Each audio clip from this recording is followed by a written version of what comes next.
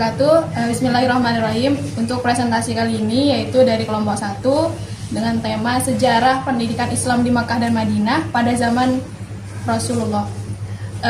Pendidikan Islam dimulai sejak Nabi Muhammad SAW diangkat menjadi Rasul dan beliau menjadi gurunya.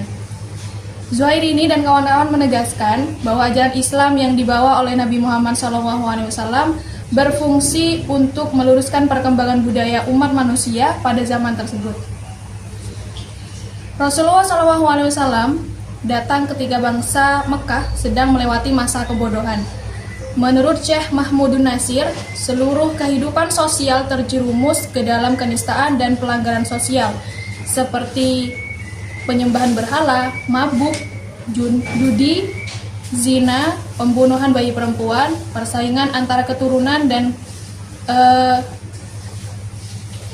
keteguhannya pada kepercayaan nenek moyang mereka. Untuk presentasi selanjutnya saya serahkan kepada teman-teman yang lain, dipersilakan. Kajian tentang pendidikan Islam pada masa Rasulullah sangat penting untuk ditelah kembali sebagai rujukan dan pijakan dalam melaksanakan pendidikan pada masa kini dan yang akan datang, agar norma-norma dan nilai-nilai ajaran Islam tetap utuh selamanya. Hal ini dikarenakan figur Rasulullah SAW sebagai pendidik atau guru merupakan acuan dan panduan bagi umat Islam dalam melaksanakan pendidikan. Rasulullah SAW adalah pendidik pertama dan utama. Hasil pendidikan Islam pada masa Rasulullah tampak dari kemampuan murid-muridnya atau para sahabat yang luar biasa. Misalnya Umar bin Khattab yang dikenal sebagai ahli hukum dan pemerintahan, Abu Hurairah sebagai ahli hadis, Salman Al-Farisi sebagai ahli perbandingan agama, dan Ali bin Abi Thalib sebagai ahli hukum dan tafsir. Kesinambungan pendidikan Islam yang dirintis Rasulullah berlanjut pada masa tabi'in dan terbukti dengan banyaknya ilmuwan Islam pada generasi tersebut. Pelaksanaan pendidikan Islam di Mekah. Sebelum Nabi Muhammad SAW memulai tugasnya sebagai Rasul, yaitu melaksanakan pendidikan Islam terhadap umatnya, Allah mendidik dan mempersiapkannya untuk melaksanakan tugas secara sempurna melalui pengalaman, pengenalan, serta peran sertanya dalam kehidupan dan lingkungan budayanya. Nabi Muhammad SAW menerima wahyu pada usia 40 tahun, yaitu pada tanggal 17 Ramadan sebelum hijrah. Ia pun menyebarkan ajaran-ajarannya secara rahasia yang dimulai dari sanak kerabat beliau. Mahmud Yunus menyatakan bahwa pembinaan pendidikan Islam masa Mekah ini meliputi A. Pendidikan keagamaan, B. Pendidikan akliyah dan ilmiah, C. Pendidikan akhlak dan budi pekerti, D. Pendidikan jasmani atau kesehatan. Dengan demikian, materi pendidikan yang dikedepankan Nabi Muhammad pada periode Mekah ini adalah pendidikan tauhid.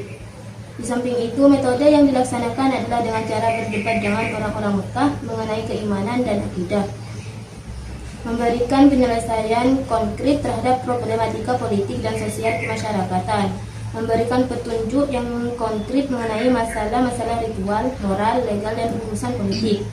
Beliau juga memberikan suri tauladan dan al-karimah terhadap pengikutnya, bahkan kepada mereka yang menentangnya.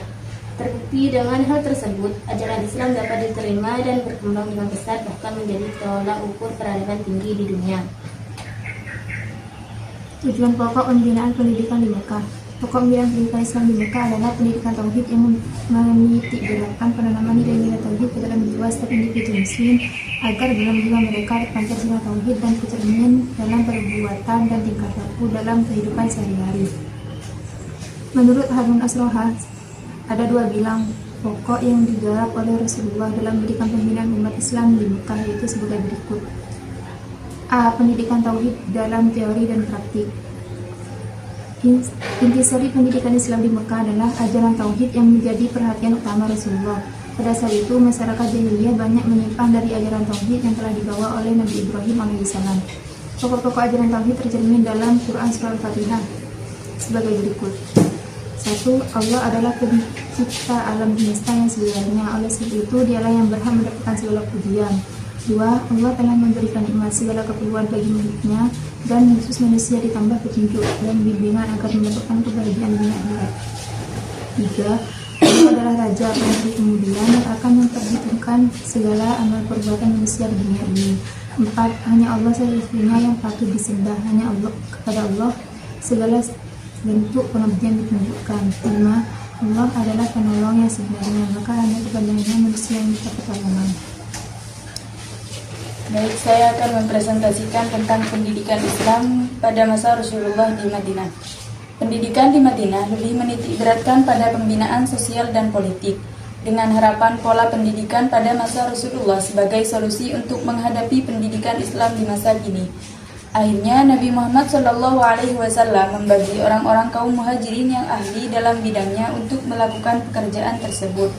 Misalnya, kaum muhajirin yang mempunyai keahlian berdagang segera memulai berdagang di pasar, dan yang ahli dalam bertani segera menggarap lahan pertanian. Dalam rangka mencapai tujuan tersebut, maka Nabi Muhammad SAW segera meletakkan dasar-dasar kehidupan masyarakat baru. Dasar pertama yang ditegakkannya adalah ukhuwah Islamiyah ataupun persaudaraan sesama muslim. Dasar kedua, pembangunan masjid selain untuk tempat sholat juga sebagai sarana penting untuk mempersatukan kaum muslimin dan mempertalikan jika mereka. Di samping sebagai tempat bermusyawarah merundingkan masalah-masalah yang dihadapi, masjid pada masa Nabi juga berfungsi sebagai pusat pemerintahan. Dasar ketiga, hubungan persahabatan dengan pihak-pihak lain yang tidak beragama Islam. Pelaksanaan atau praktik pendidikan sosial politik dan kewarganegaraan meliputi 1. Pendidikan ukhuwah antar kaum muslimin, 2. Pendidikan kesejahteraan sosial, 3. Pendidikan kesejahteraan keluarga, 4. Pendidikan anak Islam, 5. Pendidikan pertahanan dan keamanan dakwah Islam. Mungkin ini yang bisa kami sampaikan. Terima kasih. Apabila ada pertanyaan silakan nanti kita diskusikan di grup WA. Assalamualaikum warahmatullahi wabarakatuh. Waalaikumsalam warahmatullahi wabarakatuh.